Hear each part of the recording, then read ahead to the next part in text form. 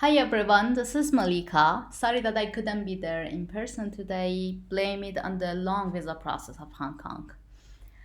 Today I will talk to you about features of discrimination, but before that, let me give you a background about myself. I'm a design strategist based in Singapore, but I started design as an industrial designer.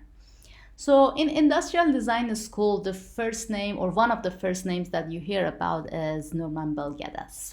If you don't know him, he is the designer of Futurama, an exhibit and ride at the 1939 New York World's Fair, which presented a possible model of the world 20 years into the future. This event was sponsored by General Motors, so it was heavily invested on picturing urban planning impacted by high numbers of cars in the streets. So it was about wide highways and flyovers to manage increased level of traffic. This moment was the beginning of future designs, heavily backed by market and corporations. 50 years later, with the fall of Berlin Wall in 1989 and the end of the Cold War, the possibility of other ways of being and alternative models for society collapsed as well. Market-led capitalism became the only way, and the future design became one-dimensional. So there was no longer other social or political possibilities beyond capitalism for design to align itself with. Anything that was not fitting into that dimension was dismissed or was called a fantasy. Interestingly, in 2016, 3 years ago, a prototype of a massive bus that hovers over cars on the road came out in China. It's actually under construction right now and is expected to come out in a near future. This was created to maximize road space and was a response to the high traffic jams in the streets. I know what you're thinking. It is a flashback to 80 years ago, to the Futurama event and the design of that. So I was asking myself if Bel Geddes didn't design that or didn't picture this future, we would end up here or not. I personally say no. That imagination of future is really critical how we build our society and it impacts it a lot. But another question to ask is that was Geddes addressing the right future picture we needed 80 years ago? And again, I believe no. Are we on the right path as designers and innovators and creators for creating a better future? Are we approaching future like Geddes, or are we in a better position to imagine it? That's an issue that Anthony Dunn and Fiona Rabi have been tackling with by proposing critical design, which is a process that basically proposes alternative visions based on current issues that we are dealing with as a society. So it hires future designs to address social problems and events, not basically helping market and corporation to envision how we should live. A lot of people might call it sometimes dystopian because it shows us how the consequences of our action might look like. But they have responded to that in their book in this phrase that is very interesting to me. They say dark design is not pessimistic, cynical, or misanthropic. It is a counterpoint to a form of design that, through denial, does more harm than good. So basically, they think addressing these issues are critical and ignoring that is harmful. So since they have introduced this type of thinking, a lot of critical future design has been done. But I want to argue today that even these works are missing perspective. Consider this piece of newspaper, which is a speculative design project talking about the end of the Iraq War. This dream is pictures from the American perspective on war, and which is fair, but is missing Iraq's perspective.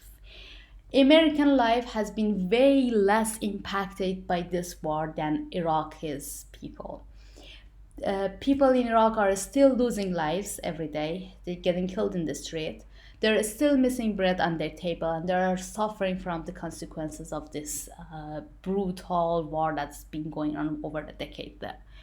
Sure, this picture is beautiful. We want to see more of this, but we never get the chance or got the chance to see what the end of this war would look like from their point of view. And that actually makes me to think and ask this question that who owns the future? If we take a moment and think about it, I am hoping we all answer everyone. But are we on the right path, or are we even close to have future imagined for everyone? And I want to say no, we are very far away from that. That's why I have started this series called Futures of Discrimination, which is about rethinking the relationship between future, voice, and pain. And all I want to communicate through this type of work and futuring is that by acting on everyday challenges of people whose voice is being unheard or ignored, we can design stories that act as platforms of discourse to build consensus on planning for a democratic future. So I'm going to share with you one of my projects that I've done. Traveling ban was a response to Donald Trump's executive order in January 2016, known as Muslim ban, which banned people of 6 countries to step foot in the soil of United States.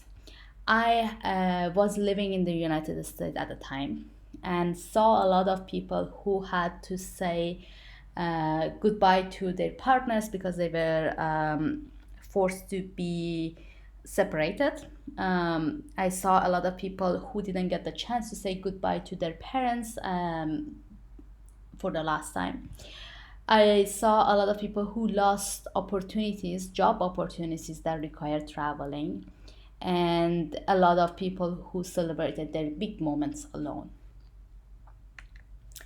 So in United for Airlines, we have been thinking of servicing our customers who are suffering from visa problems. So we are offering you today with a new service called AirPods. These AirPods are using a sky that doesn't belong to any country to offer you a peaceful space to live the life that you are planning for. You probably have seen our ads around the city. With our new service, you are not alone in mourning. If you lose someone, you can create a safe space anywhere in the sky to see your loved ones and have them around you, supporting you through this process. And of course, we create special venues for your big moments. No one will ever gonna miss your big day, especially your parents. At United for Airports, we guarantee that you feel that you're celebrating your big day up in the clouds. Also, sometimes it's not about a big event. You just want to have a family dinner and feel like everyone else. We have AirPods designed like your mother's kitchen when you can have your favorite meals made together.